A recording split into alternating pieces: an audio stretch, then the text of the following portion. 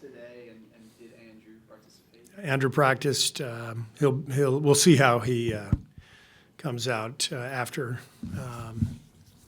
today. We scrimmaged quite a bit and got after it a little bit. So he looked good, but we'll keep him as questionable for tomorrow based on how he responds to the workload. What were the goals of the scrimmaging? Late game execution, situational stuff, just trying to take advantage of the time now, one game in a whole week. Pretty rare to get this situation. So we're working on a lot of situational stuff that hopefully can help us close these games. What are you, when you go over looking at your fourth quarters, what are you seeing? I know we've talked about needing to get organized and stuff, but what are you seeing as the reason for this? Because, looking at the numbers, you guys have been in the fourth quarter, it's been pretty rough. Yeah, it's been rough. So, we're not getting organized well enough. I think we're playing slower too. I think our pace is down.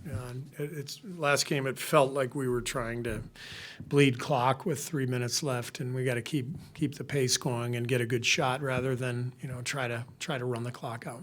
And correct me if I'm wrong, but last year it seemed like the late collapses were more a matter of defense and not being able to get stops. This seems to be more like offensive related. For sure. And is that, besides getting organized, is that just taking the wise usage of the 24-second clock, or what are you seeing there in terms of that? Well, number one, I would much rather have it this way than last year. I think if you can get stops down the stretch, it's a lot easier to win games than if you're relying on just outscoring people. So I love where our defense is. We're fourth in the league, even in this stretch of the last 10 games where we're 3-7.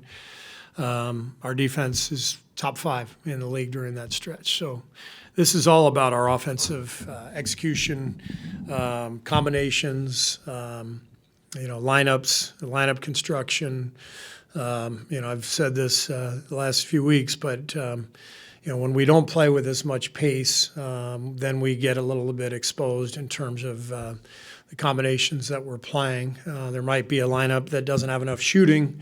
Maybe there's a lineup that doesn't have enough, athleticism or defensive prowess. So we're mixing and matching quite a bit, probably more than I ever have in 10, 11 years here. It sounds like you're patching it together because obviously we go back to DeAnthony going out, but yeah. that changed everything. Changed everything. DeAnthony was the guy who could help get us organized offensively as a secondary ball handler, pick and roll guy, but also be an on-ball defender, spot-up shooter. We're mixing and matching around his absence for sure. But as I've said many times, I love the guys on this team, on this roster. I think we have a lot of depth. And yes, we're mixing and matching, but that's what is required right now, and that's what we're going to continue to do. When you open the season, you had JK at the 3, giving him a chance at the 3 with Draymond and Trace, but you had Wiggins in the backcourt, if I remember correctly. Is that an option still at some point, or is that experiment done? Everything's an option.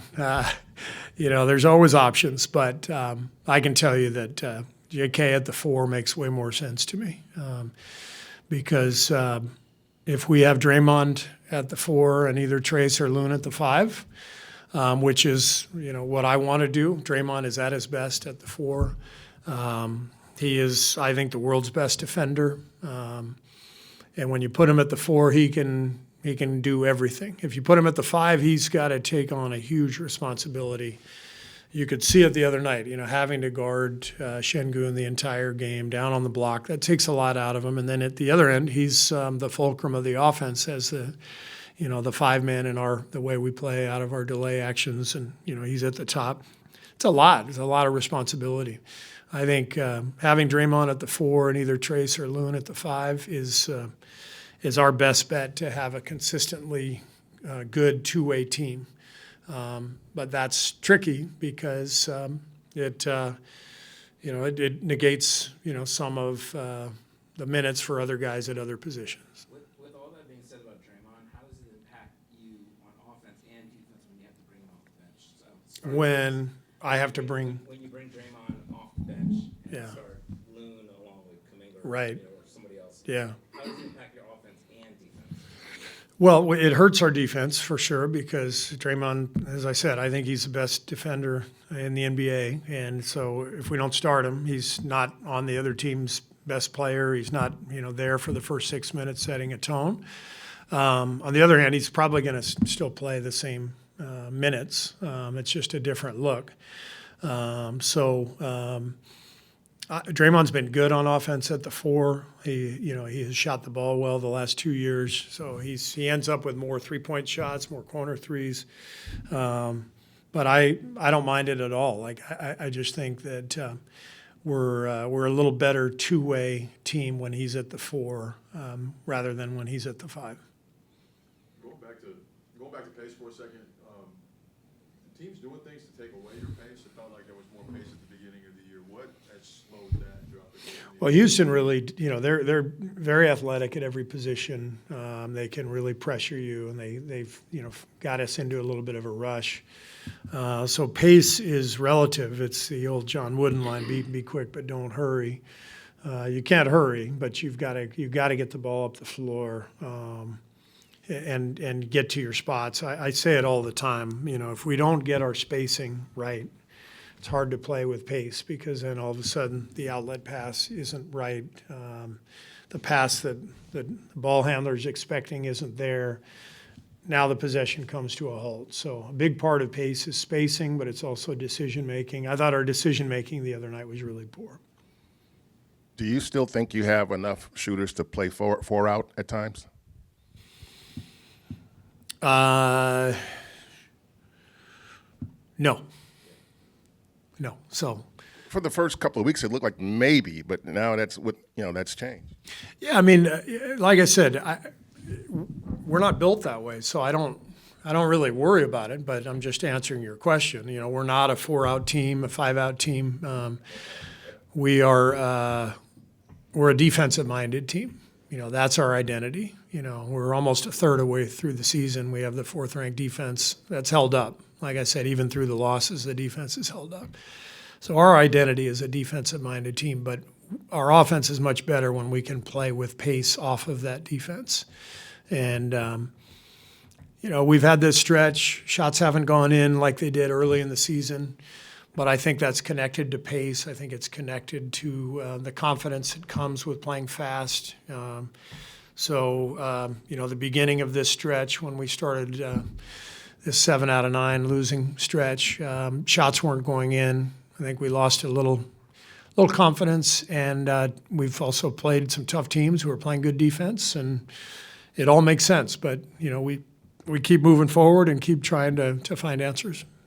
How important is pushing after makes or getting it out Huge. after makes? One of the best things Draymond does is the other team makes it and he gets it out quick, and we race up the floor, into our offense. The thing that's interesting to me is every coach that I ever had, if you took an early shot in transition, every coach I ever had would say, it's a bad shot, you can always get that shot. What we've learned in the modern NBA is they were all lying. All my coaches lied to me. Coaches across the country were saying the same thing. You can always get that shot.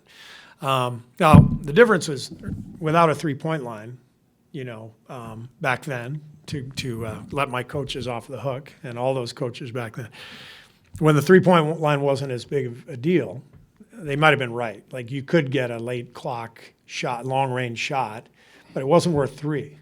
So now that the three-point line is such a big deal, the shot you want is the early 3 in transition or a layup in transition, and all the numbers show it. The first 8 seconds, points per possession across the league for every team is dramatically higher than the last 8. So playing with pace has huge advantages, the main one being defense just can't get set up. When did your mindset shift on that? Just having it being drilled into you your whole life by coaches, and when did you discover that early shot is the right one? When I started coaching Steph Curry and Klay Thompson.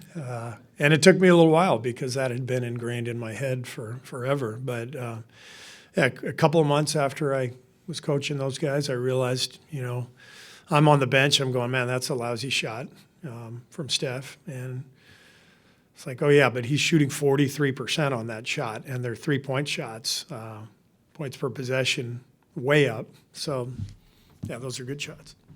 The shot that he took late in the game the other night, there were still people that he shoot it too soon. And I'm wondering if, because you guys had a surprising number of shot clock violations in that game, if maybe that gets into your mind that we've had too many possessions where we didn't get a shot off at all. Could that be a factor in taking a shot at that point? I don't think so. I think, Steph was just thinking, he had a clean look and he's made that shot a million times. And what makes Steph who he is he's fearless. And he's not a game manager. He's not a guy who's going to come down and he's a flamethrower, he's an assassin. And he knows that, and we've talked about it, he should have run the clock down, but I should have been screaming out there for him to do it too, and telling Loon to stay down and not come out on the screen. And so we're all at fault on that late game stuff. And again, you got to learn and you got to move on and you make sure you do it right the next time. Have you ever been in a game? I can't remember coaching one, but played in a game where a team had so many shot clock violations over the course of a game? No, that was the most. I think it was 4, and then 5, I think. 5, and then we had an 8-second violation. Then we had something else too. You had 6 possessions that didn't get. Yeah. Yeah. I think we had, what I saw was 15 individual turnovers and 7 team turnovers, and I've never seen that. So I give Houston credit for their defense. They put a lot of pressure on us, but there are ways we have to counter for sure. Having seen Steph on the biggest stage perform, especially like in Paris, would you have wondered what it would have been like to see Steph in Vegas? In the cup. Almost like in a weird way, like people talk about, Vegas, the bad thing is it could take a lot out of a team. Right. But for you guys, maybe it might have jolted you guys the other way out of this. We'll never know. Yeah. But seeing Steph in Vegas on the big stage. We all wanted that. We wanted to be there. We're disappointed we're not, but we're not. So we take advantage of the practice time and the rest and try to get right.